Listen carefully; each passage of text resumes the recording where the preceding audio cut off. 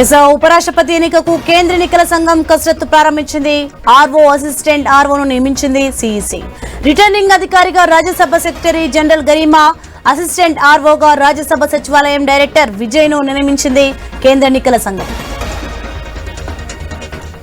Right, ఇదే అంశానికి సంబంధించి మరింత సమాచారం మా ప్రతినిధి స్వామి ఫోన్ లైన్ లో అందిస్తారు.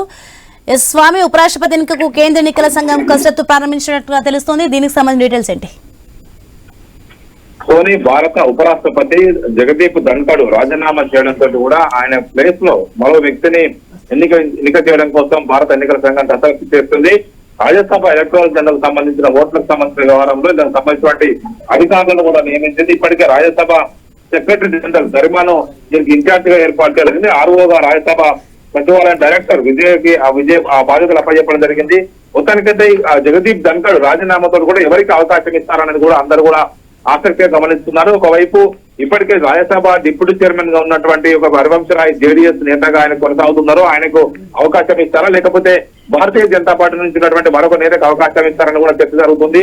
త్వరలోనే భారతీయ జనతా పార్టీ అధ్యక్ష బాధ్యతలు పూర్తి చేసుకున్నటువంటి కేంద్ర మంత్రి జేపీ నడ్డాను కూడా ఈ పదవికి ఒకవైపు నియమించే అవకాశం లేకపోలేదని చర్చ కొనసాగుతుంది. మొత్తానికి భారతీయ జనతా పార్టీ సిద్ధాంతాలు, భారతీయ జనతా పార్టీ లైన్ కు కట్టుబడి పనిచేసేటువంటి వ్యక్తికే ఈ పదవి బాధ్యతలు అప్పగించే అవకాశం ఉన్నట్టుగా కూడా తెలుస్తుంది. మొత్తానికి ఎన్నికను ఈ వర్షాకాల సమావేశాల లోపే కంప్లీట్ చేయాలని చెప్పేసి కూడా కేంద్ర ప్రభుత్వం భావిస్తుంది. దీనికి సంబంధించినటువంటి ప్రక్రియను మరింత వేగవంతం చేసింది. ఇప్పుడు యూకే పర్యటన పూర్తి చేసుకొని ఇండియాకు ప్రైమ్ మినిస్టర్ నరేంద్ర మోడీ వచ్చిన తర్వాత ఈ ప్రక్రియను మరింత వేగవంతం చేసే అవకాశం అయితే కనబడుతుంది.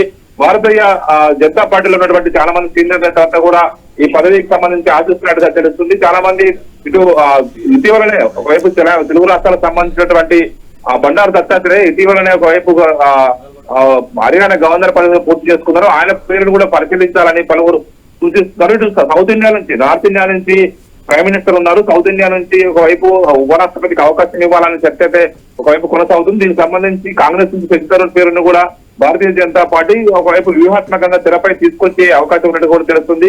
ఇలాగ అనేక రకాల అంశాలను కేంద్ర ప్రభుత్వం పరిశీలిస్తుంది. వారికి అనుకూలంగా ఉన్నటువంటి ఎన్డీఏ కూటమికి ఒకవైపు వాళ్ళ అనుకూలంగా ఉన్నటువంటి వ్యక్తికి భారతీయ జనతా పార్టీ సిద్ధాంతాలకు కట్టుబడి ఉన్నటువంటి వ్యక్తిని కూడా నియమించే అవకాశం ఉంది. గతంలో జగదీప్ ధన్ఖడ్ పోటీ చేసినప్పుడు కాంగ్రెస్ నుంచి మార్గరెట్ ఆల్వా పోటీ చేసి ఓడిపోయారు. జగదీప్ ధన్ఖడ్ అనారోగ్యం కారణంగా రాజీనామా చేయడంతో కూడా ఎన్నిక అనివార్యమైంది. దీంతో ఎన్నికకు సంబంధించిన విషయంలో వెంటనే ప్రక్రియను వేగవంతం చేయడం కోసం ఒకవైపు కేంద్ర ఎన్నికల సంఘం కసరత్తు అయితే ప్రారంభించింది. Soni, right, thanks for the information Swamy.